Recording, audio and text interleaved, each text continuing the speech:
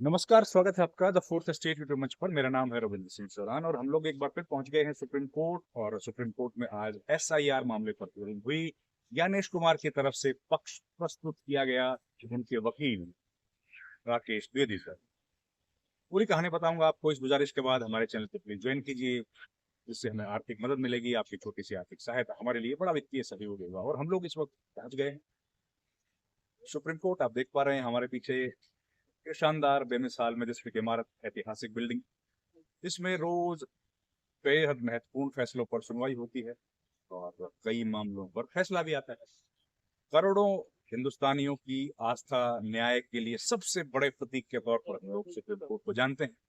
और उसी supreme court में चल रही है इस वक्त हियरिंग चल रही है एसआईआर। चुनाव आयोग जो पिछले लंबे समय से लगातार सुर्खियों में बना हुआ है, विवादों में घिरा हुआ है, और उस पर कानूनी लड़ाई सुप्रीम कोर्ट में आज भी हियरिंग हुई। हियरिंग में आज हुआ कि जो चुनाव आयोग है उनकी पक्ष पेश किया गया उनकी तरफ से। आप जानते हैं कि एसआईआर से जुड़े कई मामले, बंगाल सरकार ने एसआईआर पर, वेस्ट बंगाल की जो गवर्नमेंट है उसने सुप्रीम कोर्ट में पिटीशन दायर की। उसके अलावा दायर की है तमिलनाडु में, वेस्ट बंगाल सरकार ने नहीं, माफ कीजिएगा, वेस्ट बंगाल की पार्टी तृणमूल कांग्रेस। उसके अलावा केरला सरकार भी यहाँ पर आई थी, केरला की पॉलिटिकल पार्टीज भी आई थी। इसके अलावा तमिलनाडु की पॉलिटिकल पार्टीज आई, पौंडीचेरी से आया, उत्तर प्रदेश, बिहार का मामला चल रहा। तो आज भी उस पर सुनवाई हुई।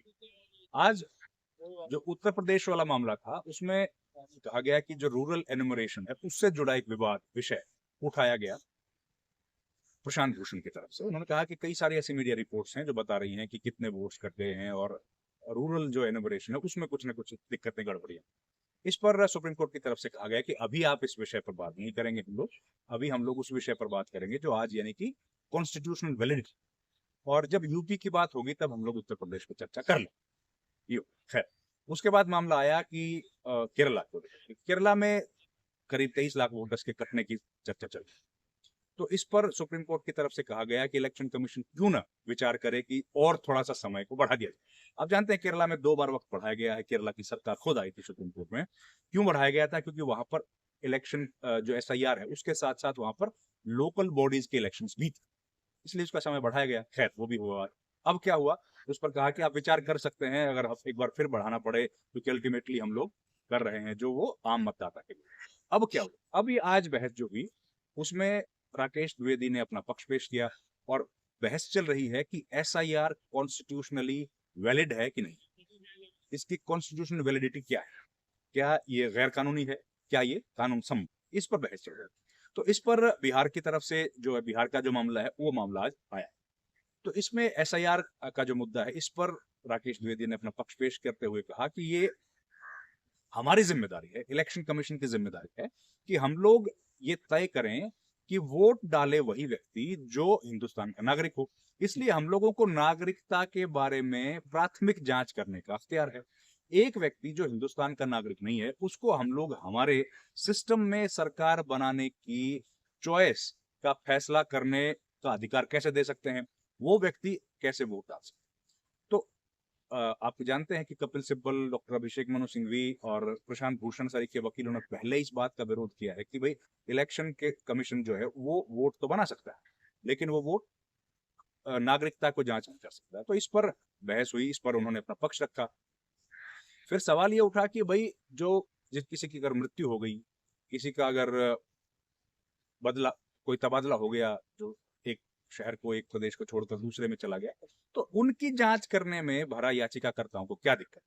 क्या ये लोग चाहते हैं कि ये लोगों के वोट जो है 2 बार 3 बार बने रहे? क्या ये लोग चाहते हैं कि जो वोटर्स हैं वो हमारी गलत तरीके से हमारी जो ये वोटिंग लिस्ट है वो बनी रहे, और इन वोटिंग लिस्ट को गलत तरीके से बनाने की रुचि क्यों है विपक्षी दलों को? ये भी सवाल सामने आया। तो इस तरह के कई सारे सवाल आज कोर्ट में आए।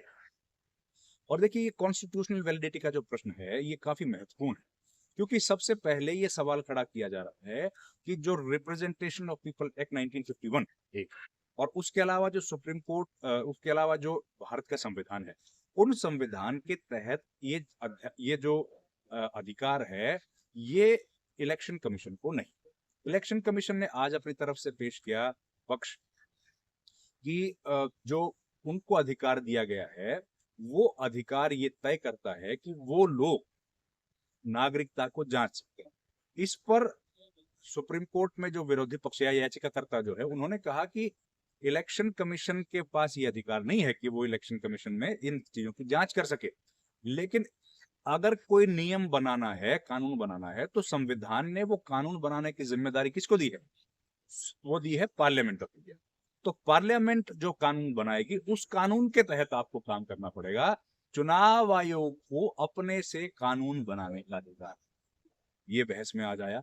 तो इस तरह से कई बार गर्मा गर्म बहस आज हिंदी में देखने को मिली और वो बहस लगातार चलती रही। अब देखते हैं कब तक वो सरकार इस पर अपना पक्ष पेश करेगी और कब हम लोग आपके सामने हाजिर होंगे। तो आज ये छोटा वीडियो था, इसमें इतना ही। आप देखिए हमारा खूबसूरत नजारे सुप्रीम कोर्ट के। बहुत बहुत धन्यवाद। Thank you very much. नमस्कार।